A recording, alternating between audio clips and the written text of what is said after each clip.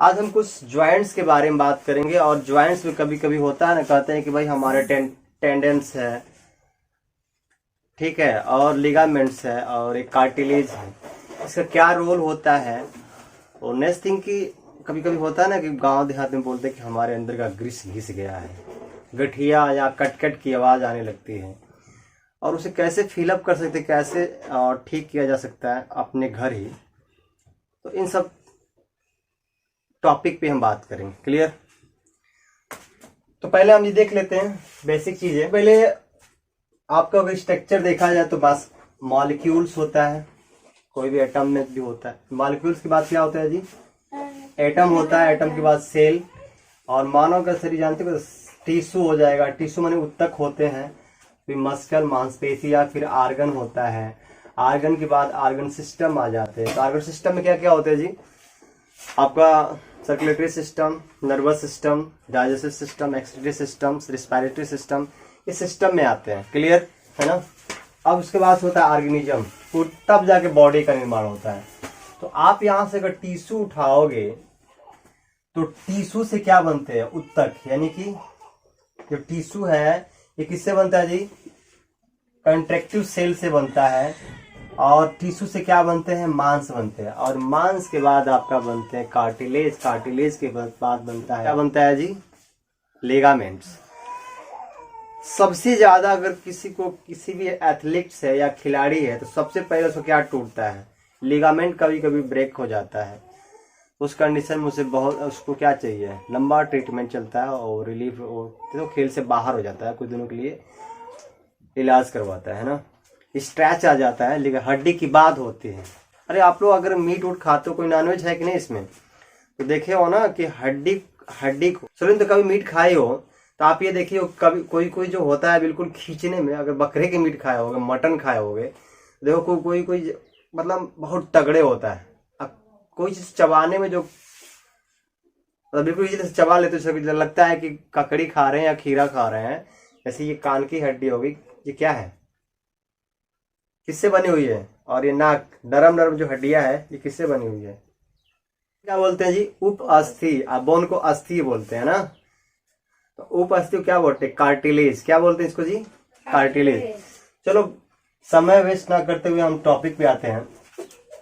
जब भ्रूणीय विकास होता है तो उसमें जो देखोगे एंडोडर्म होता है, मेसोडर्म होता है, और एक्टोडर्म और मेसोडर्म, एंडोडर्म। तो ये जो मेसोडर्म होता है, इसी से मस्कल्स होता है, और मस्कल से क्या बनता है जी? रो में। और जितनी भी ज्वाइंट्स है, ये ज्वाइंट दिखाई दे रहा है ना, ये ज्वाइंट दिखाई दे रहा है आप लोगों को, जगह जगह ज्वाइंट्स है। इस ज्वाइंट्स के बीच कौन सा फ्लूइड होता है? तो उसे लोग ग्रीस बोलते हैं। उस फ्लूइड का क्या नाम है ना? ये भी बताएंगे हम। देखिए यहाँ मैं फिगर खींच के फ्लैश आउट भी कर दूंगा। ये साइनोवियल फ्लूइड्स होता है। क्या होता है जी? आपके, मैं एक फिगर दिखा रहा हूँ, देखो जो हरा हरा दिखाई दे रहा है, बिल्कुल नीला, जो नीला टाइप का दिखाई दे रहा है, ये नीला दिखाई दे रहा है जी। तो नीले टाइप बता रहे हो कार्टिलेज है, और जो चमकीला हड्डी एकदम टाइट है वो लिगामेंट है। समझ आ रहा है? और उसके बाद से एक ऊपरी जो परत दिखाई रहे वो क्या है? आपका टेंडन्स है। तो टेंडन्स, ये tendon is the like the pieces of the elastic. ये कैसा होता है जी? एक इलास्टिक का पीसेज होता है, छोटे छोटे, है ना, pieces of the elastic, able to the stretch and the hold the lot of strain the muscles contract and the expanded. ये फैलाने और सिकुड़ाने का काम करता है ना जी। बहुत फ्लेक्सिबल होता है। क्या होता है ये फ्लेक्सिबल होता है, लेकिन जो लिगामेंट होता है वो थोड़ा सा हार्ड होता है, लेकिन वो भी फ्लेक्सिबल होता है।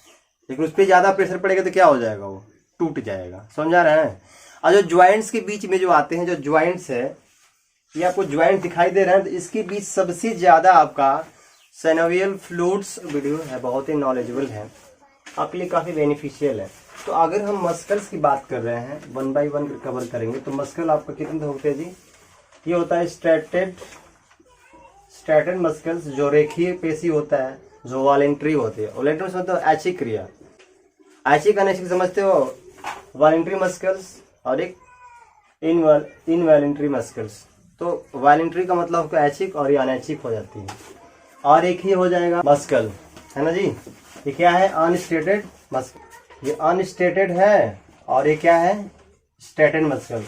तो स्टेटेड मस्कल मतलब रेखीय पेशी, वॉलेंट्री मस्कल जो ऐच्छिक क्रिया होती है, और अनस्टेटेड मस्कल जो होती है अनैच्छिक, जो इन्वेंट्री होती है अनैच्छिक होती है। अच्छा, अनस्टेटेड मैंने क्या होता है जी? अरेखीय। इन्वेंट्री मैंने क्या होता है? अनैच्छिक। ऐच्छिक अनैच्छिक समझते हो? ऐच्छिक का मतलब कि जो अपने आप से करे। मच्छी बैठ गई, तुरंत आप उस माइंड डायरेक्शन नहीं देते, तुरंत आकर के क्या करेगा? ये हाथ इच्छिक को हटा देगा। ठीक है, होती हृदय गति को तुम चाह कर रोक नहीं सकते हो, अनैच्छिक है। तो रोक दोगे तो मर जाओगे। सांस कुछ देर तक तो रोक सकते हो, ज्यादा देर तक रोकोगे तो क्या हो जाएगा? परलोक सुधार जाओगे। आप देखो ये ज्वाइंट्स होते हैं, कहीं भी की ज्वाइंट्स, हर एक तरह, मतलब हर एक, यहाँ भी ज्वाइंट्स है, उंगलियों में ज्वाइंट्स है, मतलब अलग अलग, यहाँ हिप्स में भी है, यहाँ भी, मतलब ये रीढ़ की हड्डी जो है, स्पाइनल कॉर्ड्स में भी ज्वाइंट्स है। इन ज्वाइंट्स के बीच में क्या क्या होता है ना? सो रही हो? सो पीटते हैं। अब ये मस्कल ही क्या बनता है? जो मस्कल सी मतलब आगे कन्वर्ट होकर क्या बन जाता है जी? कार्टिलेज, जो नरम हड्डियों का निर्माण करता है। तो ये कार्टिलेज और टेंडन्स, टेंडन्स और रवीना टेंडन्स की बात नहीं कर रहा हूं मैं, है ना? ये टेंडन्स से क्या है? हमारे बॉडी का एक हिस्सा है, ठीक है, जो किससे बना होता है? कोलेजन। किससे बनता है जी?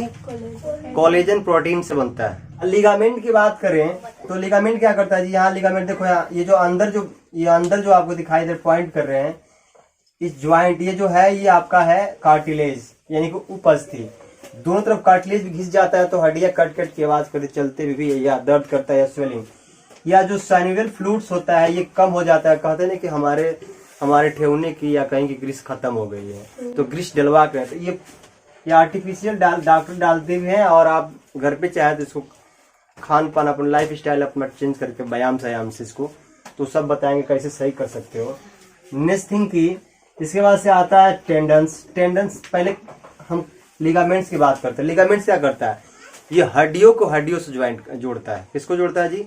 बोन टू बोन कनेक्ट करता है। क्या करता है ये लिगामेंट? बोन टू बोन को जोड़ता है, हड्डी से हड्डी को जोड़ता है। पूरे शरीर में 900 हो सकते हैं, वह भी हो सकते हैं। कितने होते हैं जी?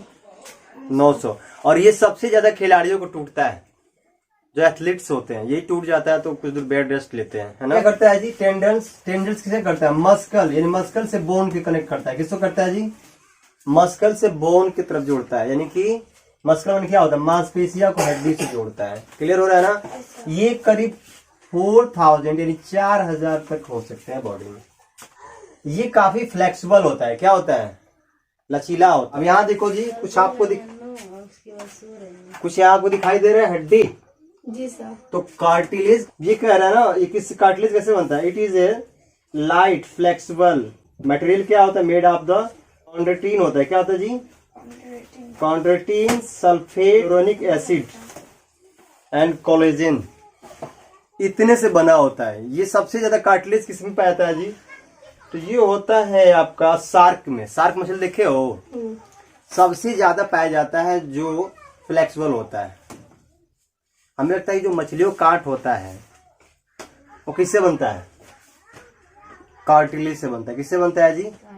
कार्टिलेज से बनता है। और बोन में, यानी कि बोन में, हड्डी में और कार्टिलेज में क्या अंतर है? सॉरी, बोन क्या होता है? हार्ड होता है। क्या होता है जी? बोन हार्ड होता है और ये सॉफ्ट होता है, मुलायम होता है। समझ में आ गया? इसमें रक्त कणिकाएं बोन में ज्यादा पाई जाती है और इसमें कम पाई, बहुत न के मारे। इसमें एक जेलेटियस फ्लूइड पाया जाता है, लसलसा होता है। ठीक है, बोन में तुम्हारा ज्यादा प्रोटीन पाया जाता है, लेकिन इसमें पारदर्शी जैली पदार्थ पाए जाते हैं। क्लियर?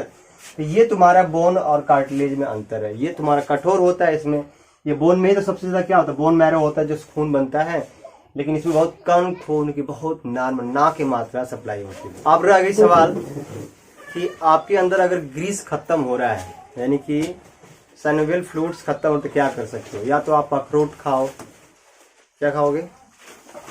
अखरोट। कैल्शियम के लिए कैल्शियम खा सकते हो गोली, या कैल्शियम के लिए ले सकते हो आप। कैल्शियम सबसे ज्यादा किसमें पाया जाता है जी? धूप में। या और आप चूना ले सकते हो थोड़ा थोड़ा, कैल्शियम कार्बोनेट ऐसे ही मिल जाएगा आपको, है ना, समझ में आ रहा है ना। Yes sir.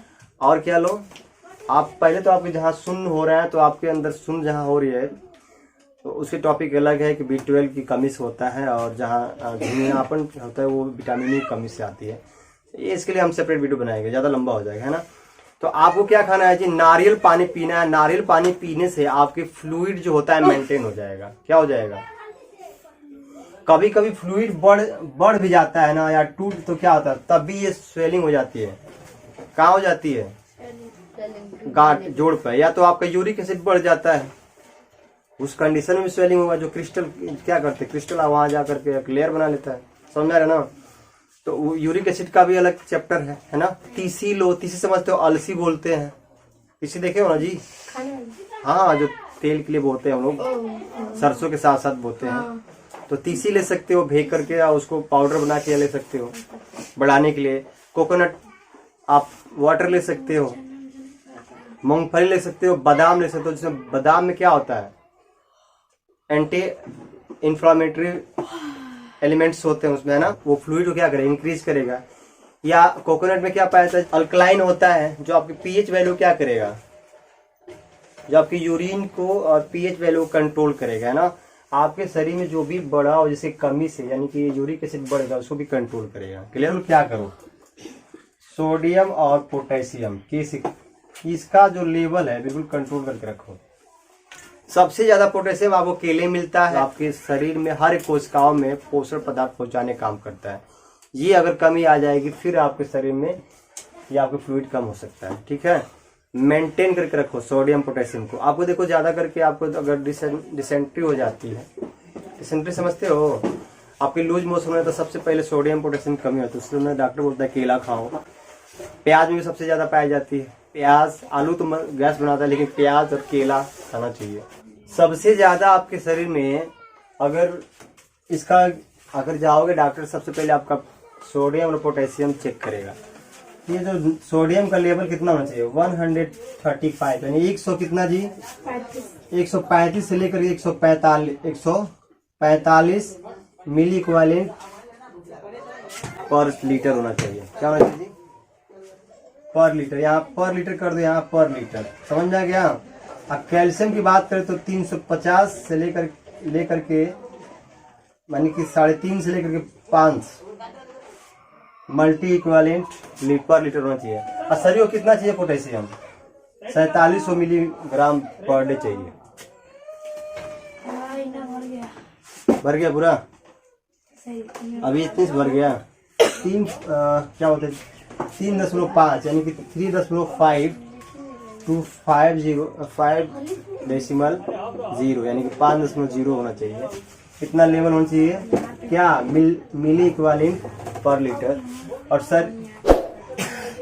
शरीर में डेली आपको 47 कितना चाहिए जी, 47 कितना चाहिए जी, 47 मिलीग्राम डेली चाहिए, ठीक है। ये आपके शरीर में इतना रिक्वायरमेंट चीजें है चाहिए, कैसे हमारे ज्वाइंट में क्या क्या काम करता है, कुछ हम फिगर आउट कर देंगे, सबसे बढ़िया रहेगा, है ना। ओके बाय, इसको ठीक है।